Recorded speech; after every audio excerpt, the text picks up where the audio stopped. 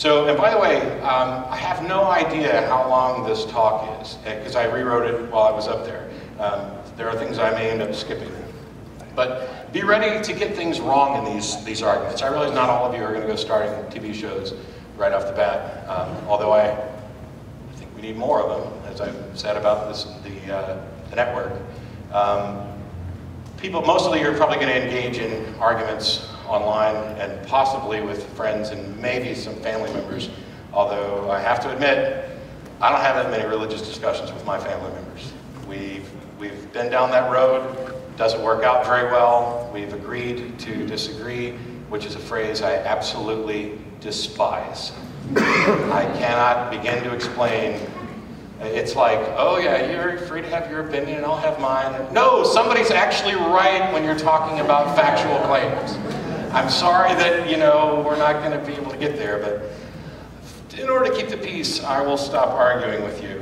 We actually had an agreement for a while where we wouldn't talk about it at all. My mom, being a mother, loves me.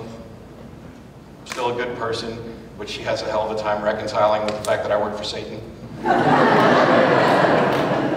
And she had agreed not to email me. She violated that agreement, and expressing a mother's love late one night, wrote me a big long "Jesus wants you back" message. And I did something I didn't think I'd do, because I tend to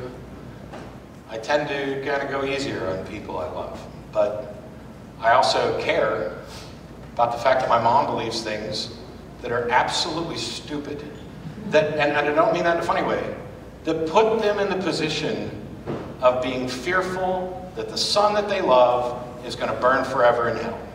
I hate that. I hate their religion with the fiery passion of 1,000 bullets.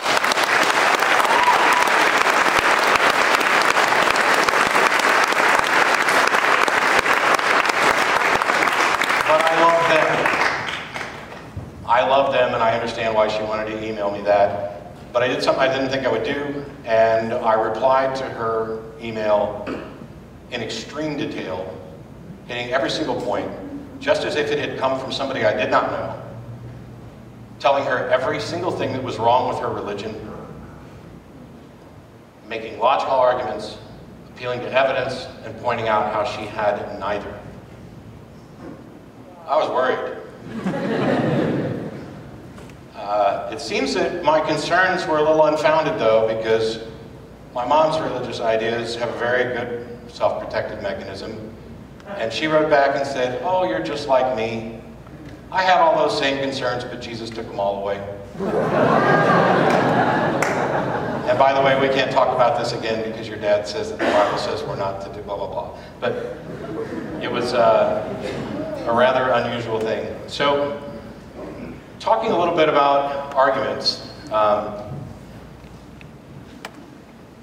Is that the Bosch background? Good, because the slides are on a completely different machine and I put them together after this and they don't match up with my slides. So this is a tap dance, people. You get a lot of questions. The ones that come up most often are, how can atheists be moral? If God didn't create the universe, who did? That's my favorite, because when I said ask lots of questions and use the Socratic method, there's another part of asking questions, which is to ask the right questions. And it's something I've preached about 100 times now. If God didn't create the universe, who did? It's not the right question, because it presumes a who is going to be an answer. You see that all the time. There was help me out, not Campbell Brown. Oh, I forget. It was on CNN, and they had this big banner up in the background saying, "Why do atheists inspire such hatred?" Which is already the wrong question.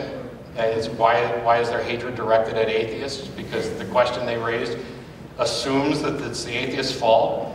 And to further kind of destroy this, they brought in 2 Christians and a Jew to answer the question. I don't know why we didn't have a place at that table, but we complained, and she decided to have Richard Dawkins come on to kind of clear it up afterwards, which is entirely frustrating to me. Don't get me wrong, I love Richard just as much as anybody else.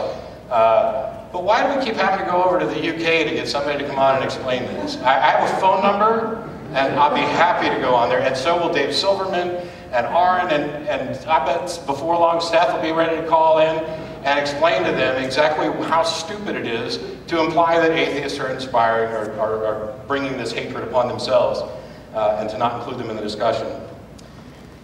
When you're getting these questions asked, boy, there's no easy way to this. Don't just try to spot a flaw, try to spot several, because they're in there. And then pick out the one that you think is going to be the best way to address the argument. We're talking about fine-tuning of the earth, or the unlikelihood of life forming, Pascal's wager, the first cause, prime mover, all those things. All of them fall prey to some of the same logical fallacies. And the biggest one, over and over again, is the argument from ignorance.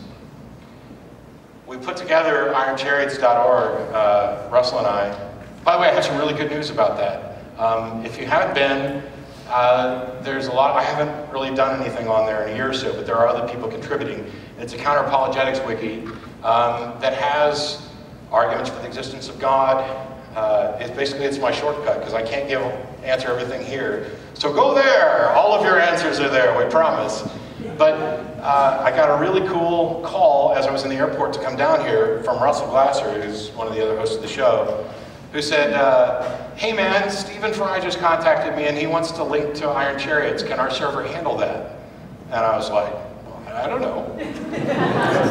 Stephen Fry's got like 3 million followers. Have him link to it. We'll see if it breaks over the weekend. I'll fix it when I get back. But there's a lot of good content there that has been put up by a lot of people. And if you really are interested in getting more involved in arguing, or even if you're just interested in this subject for your own sake, there's a lot of good information up there, more than I'll be able to touch on today. The big thing about the argument from ignorance, fallacy, it comes up all the time.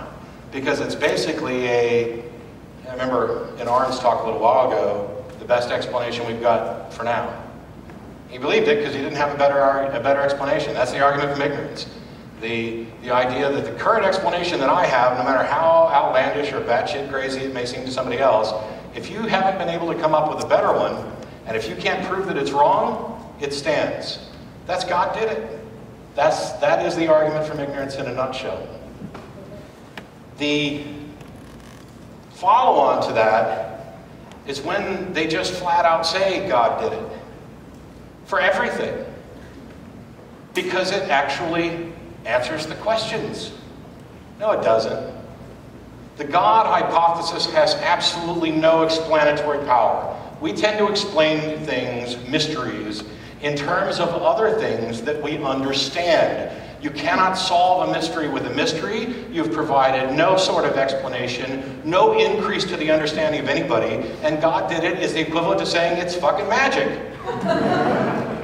It is a useless, and yet it is completely convincing to people who already believe. Because they don't have to think about it anymore. And by the way, when I talk about them, I'm including myself in the past. Moral questions, that's a hard subject. You have to actually dig through and evaluate, hey, there's consequences to our actions and they impact other people, and we're not living in a vacuum, and we have to interact with all these other people on the planet, and holy crap, that means we got to figure out whether or not this is right or wrong, and who's right, and whose opinion do we rely on. Those are difficult questions. It's so much easier to just say, oh, well, God says it's wrong. It is a lazy way out, and I was lazy for 30 some odd years. Can't keep doing that. So far and away, one of the most common reasons that Christians give for their belief is Pascal's wager. I expected a little bit of a groan. And it's deserved. So, and I apologize, I tend to talk kind of fast anyway. Does anybody not understand how deeply flawed Pascal's wager is? Or does anybody not even know what Pascal's wager is? That's, by the way, the other thing that I should mention right from the beginning. I don't know. I don't know is the best damn thing you can say, followed by, let me go see if I can find out. People write me all the time, hey, I got kids. I'm concerned about how I'm going to raise them. You know, should I raise them this way? Should I do this? Should I send them to public schools? Should I send them to religious schools? You know, I'm worried that they're going to grow up around, you know, a parent or somebody else who's Christian. Hey, teach your kids. I don't know. Let's see if we can go find out. Love your kids. Be honest with them. They have questions. Say you don't know. And then say, let's go find out. You can't do anything better to encourage discovery and inquiry than that. That's the way I think, you know, the schools should run across the board. Pascal's wager came from Blaise Pascal, a mathematician who fancied himself a bit of a theologian. And in a nutshell, it is a cost-benefit analysis that says, hey, if I do believe in this God, and it turns out to be real, I go to heaven, and if he turns out to not be real, nothing happens. And if I don't believe in this God, and he turns out to be real, I go to hell. And if I don't believe in him, and he doesn't exist, nothing happens. Therefore, the cost-benefit analysis is really simple. I'm just going to believe. And you're stupid not to. Pascal's wager is flawed because it begins with a false dichotomy. It sets up a particular version of Christianity and atheism as the only two prongs of the dilemma, ignoring Judaism, Islam, Buddhism, Hinduism, Islam, Jain, Sikhism, Rastafarianism, Pastafarianism, whatever. Throw in an ism, and it has been ignored. It's ignoring every other afterlife claim. By the way, this is, and I'll get back into this in a second, and somebody needs to keep me posted on time. Yeah, but I mean, like how much time? But I get emails all the time from people who say, I'm an atheist, but I can't get over this fear of hell. I got one yesterday morning. It still just really drives me crazy. I've been up here 37 minutes? What? Are you kidding? You guys are in for a long haul. All right. They talk about how they're still afraid of hell. I didn't have that problem. I've tried to explain it as best I can. Once I came to the realization that I hadn't spent 1 second worrying about any other religion's hell, any fear I had of the religion, the hell from the religion I was raised in, evaporated. I know that's not easy for everybody else to do, but that's the best answer I've been able to come up with to the people who are still struggling with the remnants of the psychological abuse that religion inflicts upon people.